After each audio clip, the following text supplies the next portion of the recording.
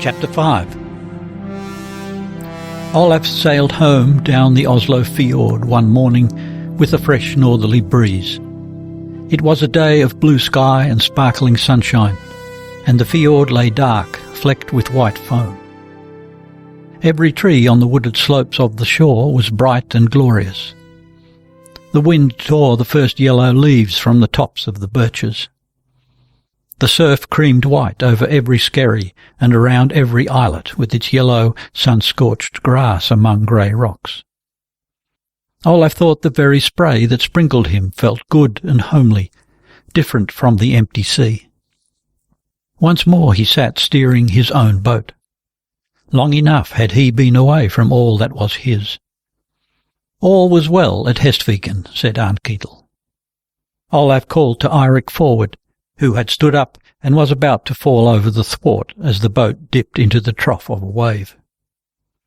It was marvellous how the boy had grown. Eirik had come up to the town with Arnketil to fetch the master home, but Olav had had little leisure to talk to them, the few days he had to stay in Oslo, and moreover Eirik worried him with all the questions he asked about his voyage to England. Olav himself was not very well pleased with the way it had turned out. The profits were well nigh swallowed up by the expenses, and he would rather have had no more talk of it. With some surprise, Olav had noticed that Eirik offered to answer back with sullen disrespect. Evidently it had not been good for the lad to pass the whole summer with no one over him to keep him in order. But now, as he sailed home by the familiar channel, with Har Isle and Hoogsvik Sound ahead, he was more inclined to forget the boy's ill manners and to be friendly with him. So when Eirik came straddling aft and took his seat on the thwart facing his father, Olav nodded. Eirik burst into the story of a murder that had been done in the parish on the eve of St. James, and he himself had had leave to ride with Bard of Skikkelstad to the thing. Olav nodded unconcernedly. He knew neither the slain man nor the slayer. They were strangers who had served on one of the farms in the forest tract to the north. And Beauty had had 2 calves, Eirik went on. That was news. Olav gave a little laugh. And Ragnar had 2 sons on the eve of St. Knut. That was not so well, Olav commented with a smile. It is many children, and she is left alone with them. Ragnar, the dairy woman, had been left a widow at the new year, and she had a daughter already. But Cecilia had done her best to make them fewer, said Eirik mirthfully. Cecilia was so fond of the 2 little twins, and one day when Ragnar was out, Cecilia had gone into them, and then she had stuffed the mouth of one of them full of ferns to quiet him. It had almost cost the babe his life. Olav shook his head with a little laugh. His dogs rushed hither and thither along the quay, barking and whining with delight as the boat came alongside. Then he stood up on his own wharf, shook hands with his own people, while the dogs jumped noisily about him, snapping their teeth and licking him in the face. Liv pushed Cecilia forward. The child was dressed in a faded and outgrown red kirtle, but it shone in the sunlight, and her hair surrounded the white little face like a floating radiant cloud. She looked healthy, although her skin was so white. It seemed but cold, as grass and flowers are cold, and her immense eyes were a very pale blue-grey, or greenish like sea-water. She looked up at her father's face rather as a stranger when he bent over her and spoke to her. Then Olav took his daughter's hand and led her, as he walked toward the manor with the dogs around him and his household in the rear. He took the path up the hill by the side of the good acre. The corn was ripe, it made a good show, and Olav felt strangely relieved. There were not many weeds among it this year. It was as though his life were connected in a mysterious way with the crop of this field. But it ought to have been cut before now. The gales had damaged it somewhat. "They say you have brought great gifts for me, father," whispered Cecilia. and these were the first words the child had spoken. "Ah, yes, well, if they are saying that, it must be so," replied her father with a smile. In the evening he sat in his high seat, with hands resting on the smooth worn heads carved upon its posts, and neck leaning against the old tapestry that covered the logs of the wall. In his thoughts he went over all the things he had seen to and arranged in the course of the day, while his glances idly followed the flickering light of the hearth-fire on the smoke-stained walls of the hall. He was filled with a vague well-being and something like a hope for the future. It did not shape itself as a thought, but for the first time the husband realized without pain that she was gone. The very emptiness felt like the physical peace that sets in when the wound is healed after the amputation of a diseased and aching limb. Olaf was himself scarcely aware of it, but he had lost the desire of thinking of Ingunn since that evening in the strange woman's garden. The shameful memory of that adventure had in a way infected those memories that lay beneath it. Leave came in, swung aside the pot and its hanger, and made up the fire. Inconceivably ugly, thought Olaf. It was inconceivable that the men cared to touch her, and yet they had done so, it seemed. "You are late with supper for us tonight, Leave," he said, and the maid giggled with pleasure, as she always did, if her master but addressed a word to her. The door stood wide open for the sake of the draught. From outside came the sound of iron-shod heels on the rock. Then Cecilia's fair head appeared in the shadow of the anteroom door. Olav kept his eyes fixed on her as she climbed over the threshold. She went up to the hearth. The glow lighted up her red frock and fair hair as she picked up a few grains that had fallen on the hearthstone and put them in her mouth. "Come hither, Cecilia," Olav called quietly. The child came and stood by his side. "Have you put away my rosary, father?"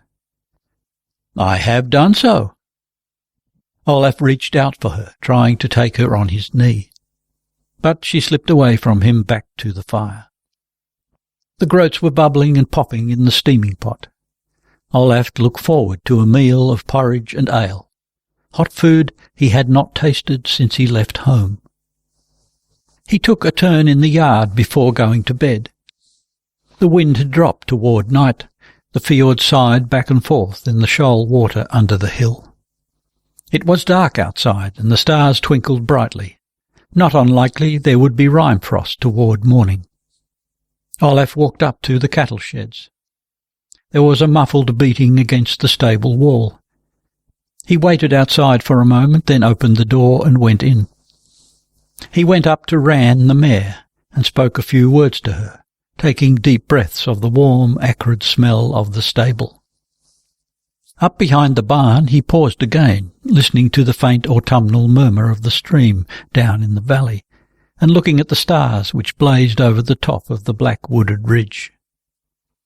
To the westward he made out a faint whiteness along the beach where the sea broke against the rocks. Up the valley the ripening cornfields showed under the shroud of darkness. God, he thought for an instant, looking at a great star that blazed just above the tops of the firs opposite. He recalled that starry night in England when he had been held fast and addressed by a voice which no man can remember if he has chosen not to hear. He had chosen, and now it was as though he had fled and hidden himself, creeping beneath the corn which stood pale and ripe in the darkness. He stole down to the raw, cold fields and hid himself there. It was true enough what they said of Hestviken, that it was a strangely dead place. Old folk said it was Olaf half-priest who had driven away all the elves and underground beings, save one, and that one he could not cope with. No one exactly knew what kind of a being it was. Its usual haunt was by the bridge over the mouth of the stream, and it appeared in the likeness of an immense badger with only 3 legs. It did neither good nor harm. Olaf vaguely wished now that there had been more life about the manor. Then he walked slowly down to the house again and went to bed. Just as he was falling asleep, a thought occurred to him. Leave. What if the people of the parish should take it into their heads that it was he? The thought made him wide awake and burning hot. He had always had such a violent loathing of the stumpy, toad-like, loose-living wench, and now he felt he would give he knew not what, rather than that any soul should believe he had resorted to her foul couch. This time he would have to see to getting her married and away from the manor. Aunt Ketel might be the likeliest to take her. Olaf lay awake a long time, tormented by this sickening uneasiness. Next day he spoke to Liv. The maid wriggled this way and that and tittered foolishly, but at last she agreed that the child was most likely Aunt Ketel's. At first she seemed but middling glad when Olaf said he would help them to marry. But then she changed her tone, was full of thanks and promises. He guessed she thought that now she and Aunt Ketel were to be set over the servants of the manor. He told her curtly that such was not his intention. He would help them to set up house for themselves. But how he was to manage this, Olaf himself did not know. He could not turn out any of his tenants. Only Rundemere stood empty. Olaf had carried on the farm there for Torhild Bjornsdatter and her brothers and sisters ever since the maid came to Hestviken. One after another, most of the fields had been left fallow, for he saw no means of manuring them. Olaf used the land for hay, and the houses stood empty. Now and again the elder sons of Bjorn and Gudrid stayed there for a few weeks. They took after their mother, were unsteady and reputedly untrustworthy. Egil, the eldest, was now over 20. Ever since Olaf had abused his half-sister, he had hung about Hestviken when he was in need of help, demanded this and that as though it were his due. He hinted that he was the son of a good man, and therefore it would cost Olaf dear to atone for the shame he had brought upon the family. Olaf put up with it, though at the time he had paid fines in full to the brothers and made good provision for Torhild and the child. But Egil was certainly never under his half-sister's roof. Olaf saw here another advantage in buying Rundemere. He would no more have Egil idling about the neighbourhood. But when Olaf was alone with Aunt Ketel, he somehow did not bring himself to speak of the matter. The man was a picture of poverty and simplicity, tall and scraggy, with loose-hung limbs, and his head, far too small, was set upon a long, thin, sinewy neck, with a huge and prominent Adam's apple. It was impossible to tell his age from his begrimed and sallow face, but he could not be more than 5 or 6 years above a score, for he had not been fully grown when he first took service with Olaf. So stupid was Aunt Ketel that he must have lacked something of his full wits.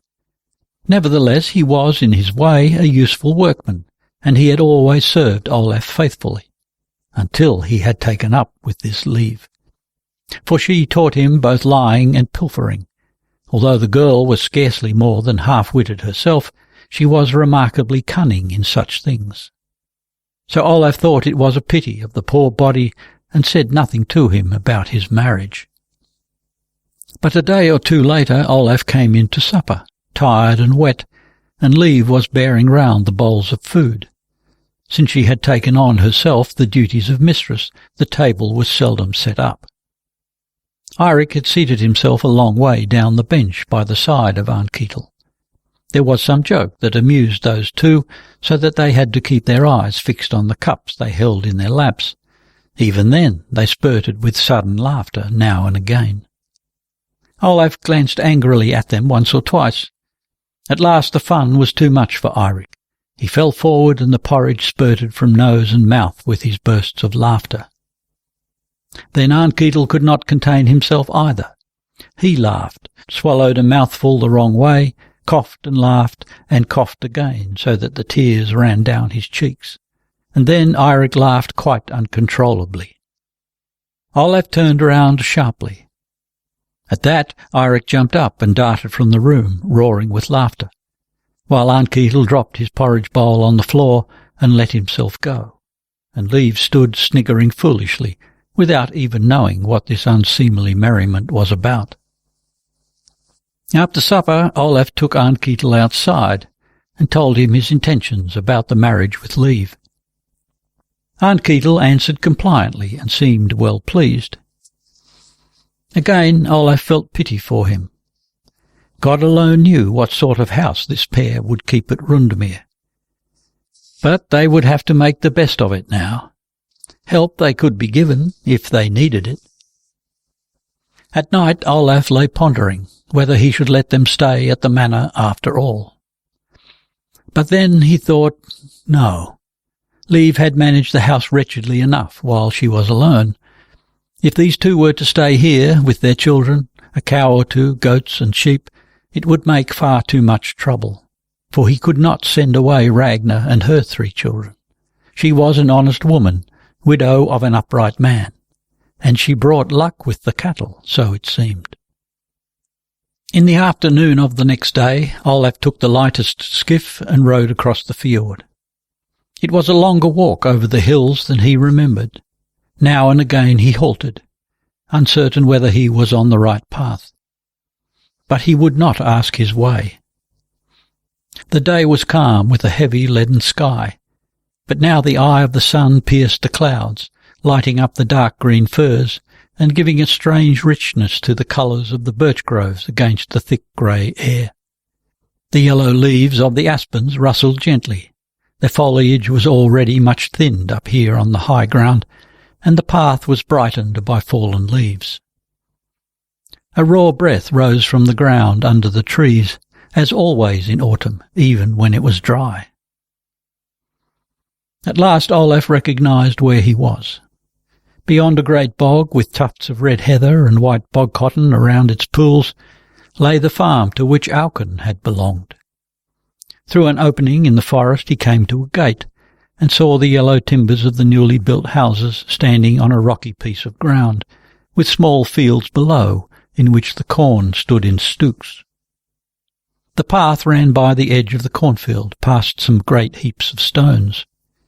It turned a corner, and straight before him Olav saw a child, a boy of 2 with pale yellow hair that curled over the neck. He was crawling among the stones and plucking wild raspberries. On hearing someone approach, he turned around.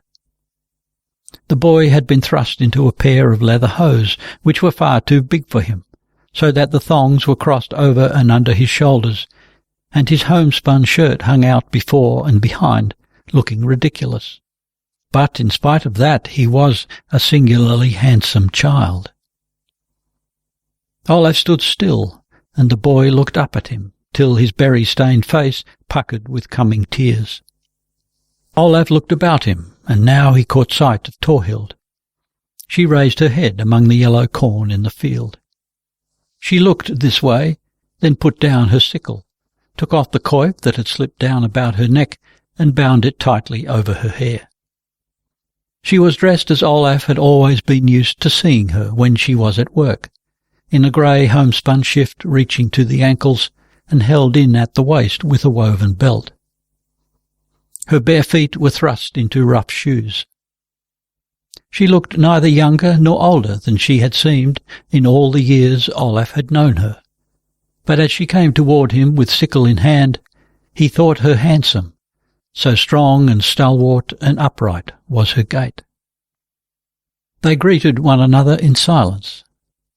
Thorhild said, "This was unlooked for. Are you abroad in these parts today?"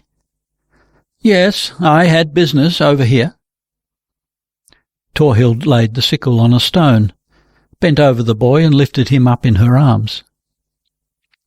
"He looks so queer," she said, as though excusing herself.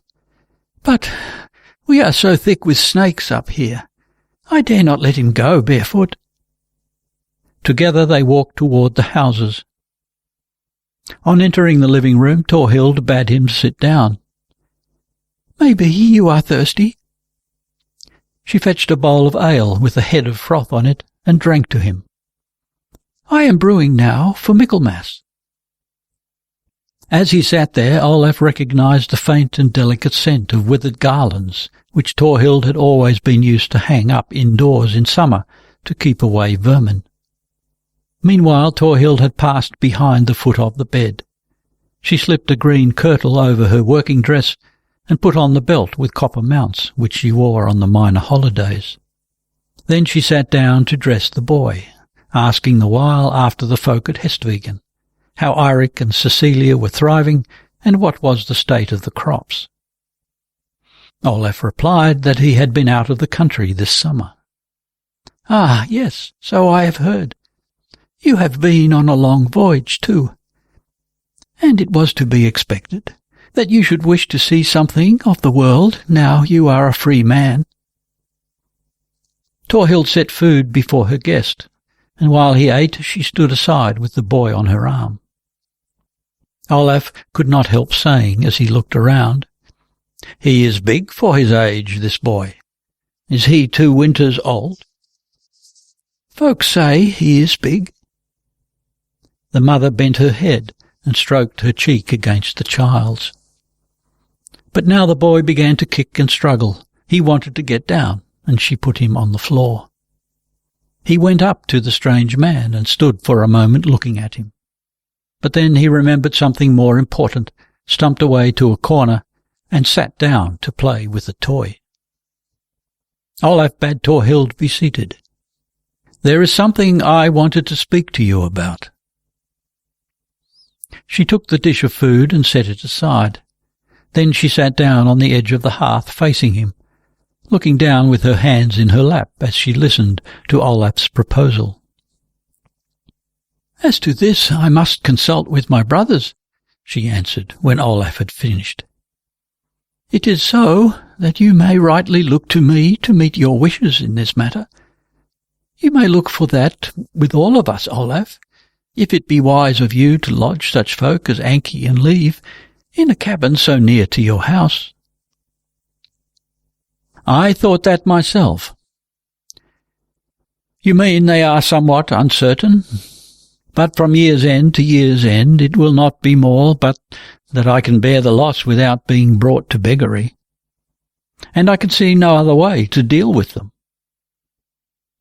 Thorhild then promised that she would advise her brothers to consent. Afterwards they went out to look over the place. Thorhild took her milking pail. She had 2 cows and a fine heifer grazing just outside the fence in the wood. While she was milking, Olaf stood leaning on the fence and looking at her. They exchanged a few words about the cattle and the weather and such things. The boy Bjorn came up and tried to climb onto the fence so that he could see his mother. Olaf took hold of him and helped him up. He kept hold of him while he and Thorhild talked as before. From out of the wood came 3 half-grown children with a sled-load of dry leaves. The 2 boys pulled and the girl pushed behind. They were Kar and Ranvig, Thorhild's youngest half-brother and sister. Olaf gave the children good evening. They had been reared at Hestviken.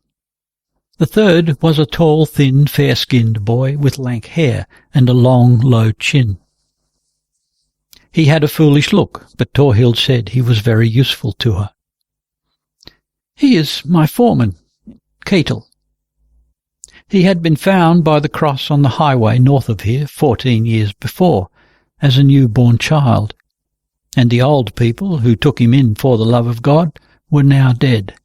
Thus he came to be at Auken." They walked back toward the houses, and Olaf declared that such fine corn as this of Auken he had not seen anywhere that year. "Then I must send you a box of seed corn, Olaf," said Thorhild with a little smile, "if you will accept such a gift from me." "I thank you, but that is too much." The children sat at their meal when they entered the house. Thorhild told them they must sleep in the byre tonight, for we have a guest from far away. They went out at once, and Thorhild took out of her chest a pillow and 2 coverlets woven with stars with which to deck the bed. "You must not trouble yourself for my sake," said Olaf in a low tone. "I must needs return to Hestviken tonight." Thorhild stood with her back to him. She was silent for a moment, then she said, "The path down to the shore is none too easy, and it will soon be dark." "Yes, maybe it were better not to stay much longer." "No. If it is so that you must cross the ford tonight, then surely you must go now." Olaf stood up, took his cloak and his spear. He came forward and gave Thorhild his hand, bidding her farewell. "There is a shorter way that I know. I can go with you." Thorhild lifted the child from the floor, where he was rattling some stones in a wooden cup, and laid him in the bed. Then she went out with Olaf. The curious dark blue colour of the day had faded to grey twilight, and a few drops of rain were falling. But when Olaf bade her go in again, Thorhild answered that the wet would come to nothing. She walked before him southward across the fields to the beck that divided Aukun from the main farm. On coming to the manor lands, she waited for him, and they walked side by side along the edge of a field that had been cut and lay pale with stubble under the grey sky. "Who have you taken, then, instead of leave?" asked Thorhild, "to keep house for you at Hestviken this winter?" "No one. I have had no time to look about for anyone yet," said Olaf. "But I dare say I shall find somebody." Thorhild was silent for a few paces. Then she said, and seemed a little short of breath, "Olaf, what sort of woman do you think best fitted for this post?" He said nothing.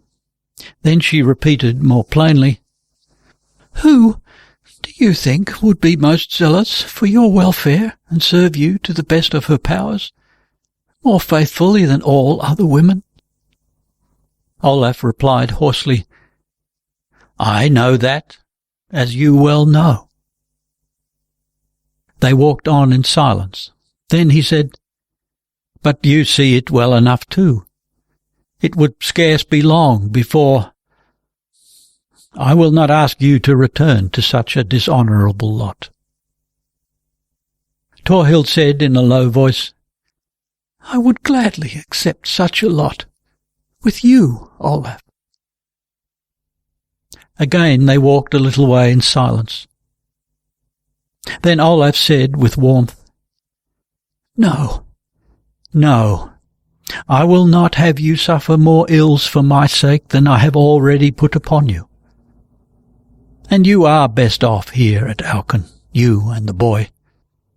I have seen enough today to know that you will hold your own here, Thorhild." "No doubt of that." He could hear she was smiling.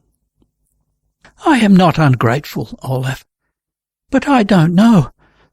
Had it not been for her lying there sick and palsied, whom we had wronged, I don't know whether I should have reckoned myself badly off that last winter I was at Hestviken."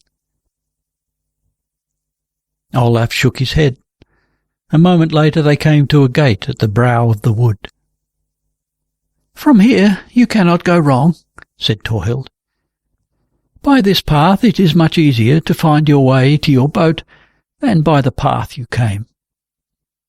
She held out her hand and bade him farewell. Olaf looked at the woman. In the last rays of daylight he dimly saw the fair oval of her face and the upright carriage of her high-bosomed figure. For anything one saw, she might have been quite young. Far below, under the woods, the fjord lay dark and lifeless under the heavy autumnal sky. The farther shore was merged in the blackness of the rain cloud. With a thrill of desire he thought of taking her.